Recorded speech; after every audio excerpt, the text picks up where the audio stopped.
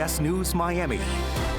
Good afternoon and thank you for joining us. I'm Najahe Sherman and welcome to CBS News Miami's 4 p.m. Quickcast. Let's take a look at today's top stories. Always alerting, always tracking. This is Next Weather. Off the top, we are tracking humidity and a few showers popping up. Let's get right to Next Weather meteorologist Cindy Pressler. Do we ever get a break from this heat? Well, the temperatures are going to stay up above average for the rest of this week, actually. But we have a frontal system, yes, an actual cold front that wants to slide down the Florida Peninsula by the end of the week, and it has to do with what's going on with Lee. But the question is, will it get this far south? So we're going to watch that for you. But right now, winds will shift to the northeast tomorrow with sea breeze storms popping up. We're seeing a little bit of that today. Focus over the Everglades, though, by the afternoon. High heat and humidity. You probably noticed the higher humidity over the weekend. Well, that's going to stick around, and higher rip current risk also by the end of the week, and that has to do with Lee as well. So at this point, we've got some clouds. We'll call it partly cloudy skies. Not a bad afternoon. A few showers here and there, a couple of showers popping up. These are all sea breeze driven. There is some rain falling just to the north of Weston right now, north of the interstate. This one just kind of holding stationary at this point, but you saw that outflow boundary, that sea breeze that came in, that was that easterly flow. So that's what's touching them off. That's what's providing the lift, and because we have plenty of moisture out there, you're going to find these little showers really starting to gather now in the very southwestern corner there of Monroe County. So there are some showers there, a couple of showers, mostly over the Everglades now, right into Miami-Dade County as well. So these little showers will hang on for a couple of hours, then they'll die off. It'll be partly cloudy tonight. Tomorrow we're looking at again some scattered showers and thunderstorms due to the sea breeze fronts in the afternoon. So we'll watch for that with that easterly flow turning to the northeast, really pushing everything inland and to the south as those winds turn to the northeast and even a northeasterly direction. There's the front I was talking about that because we have Lee out there in the Atlantic, it wants to push some drier air southward, but maybe 30 to 40% chance for some showers and storms through Thursday, but by the weekend that'll be up just a little bit. By the way, Atlantic waters, no alerts. That's something that looks pretty good out there right now, so that's not a problem.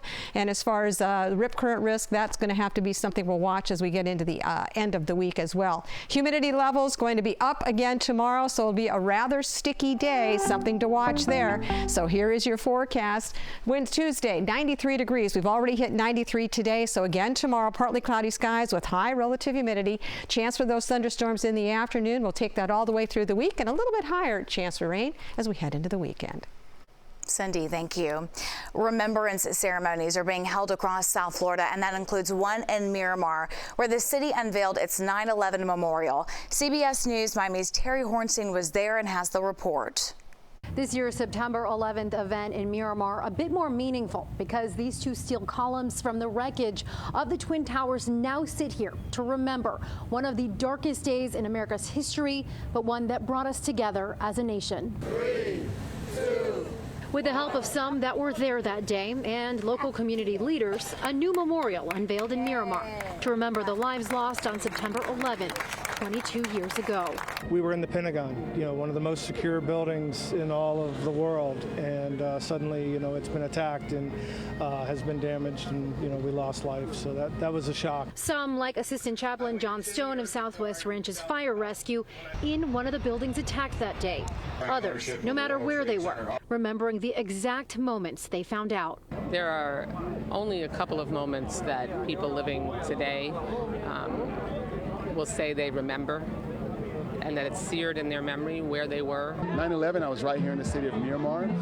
We were terrified. My sister-in-law actually worked in intelligence at the Pentagon when it was attacked, and we lost track of her for a couple of days. We didn't know if she was, if she was safe, if she was alive. A terrifying day, one of the worst in our nation's history, but one these community leaders say is important to never forget. I can come when it's not September 11th and I'm just feeling a little down or remembering one of my brothers or sisters. America will always be the home of the brave and the free. The mayor tells me the fire department worked for more than a decade to bring these columns here for anyone to come and honor the lives lost. In Miramar, Terry Hornstein, CBS News Miami. Terry, thank you. Americans are marking 22 years since the September 11th terror attacks that killed nearly 3,000 people. CBS News Miami's Jared Hill joins us live from New York.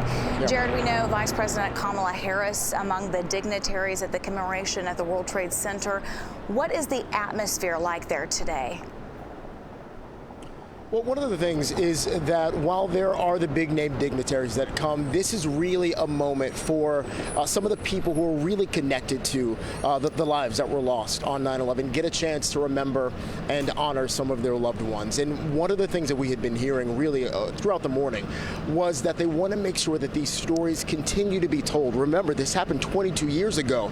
So you have so many Americans who were born after 9/11 who didn't experience it the way that many of us did. And so again, they're wanting to make sure that people continue to hear these stories, to hear what happened on that day, so that none of this goes forgotten.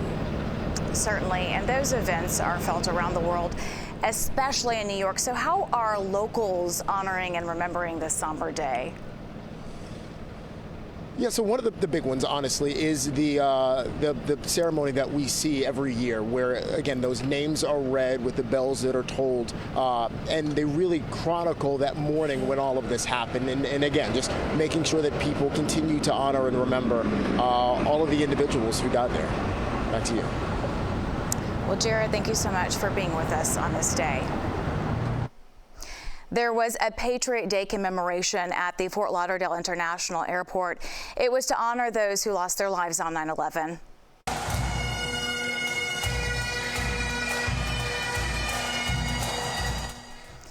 A permanent 9/11 memorial in Terminal 1 includes a fragment of the World Trade Center's South Tower. There's also a New York Fire Department firefighter's helmet and an American flag donated by a retired lieutenant colonel of the United States Air Force. We proclaim with all our hearts, we will never forget.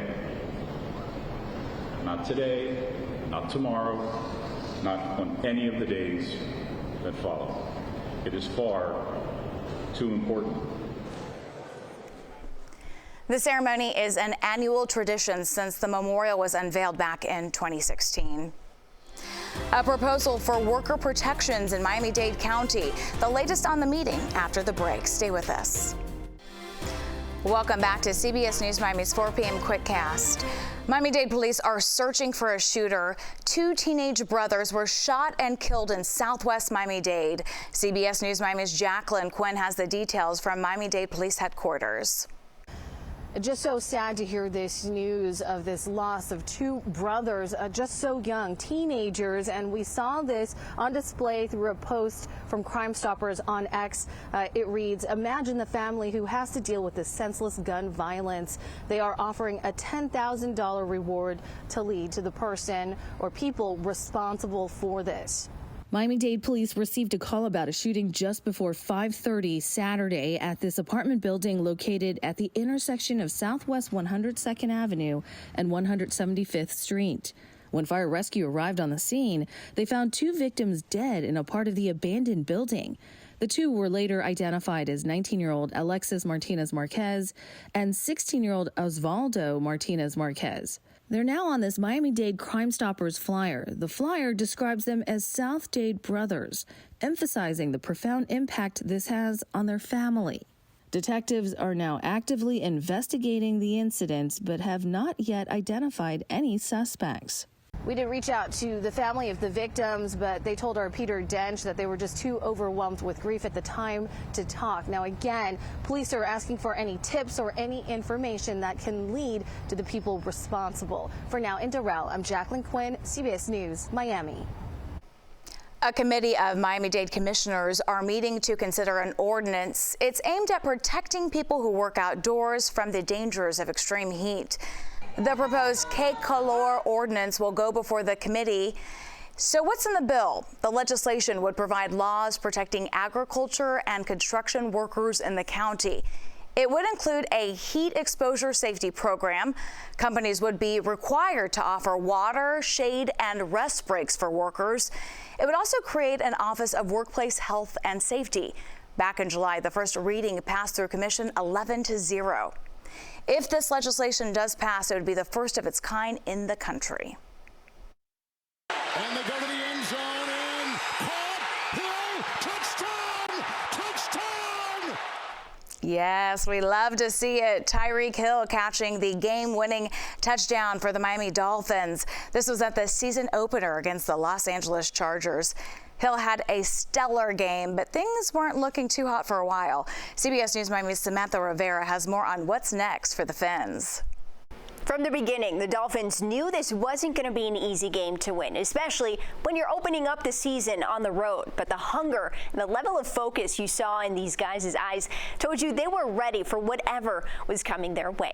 And that's exactly what happened. It was a long back-and-forth game in L.A. The Dolphins led 27-24 in the third, but the Chargers came right back. Josh Kelly with a 2-yard touchdown, giving L.A. the lead right back. Later, though, Miami down by 4 with just under 4 minutes left. Tyreek Hill doing Tyreek Hill things, a 4-yard touchdown. But to put the Fins back on top, Hill finishing with 215 yards and 2 touchdowns.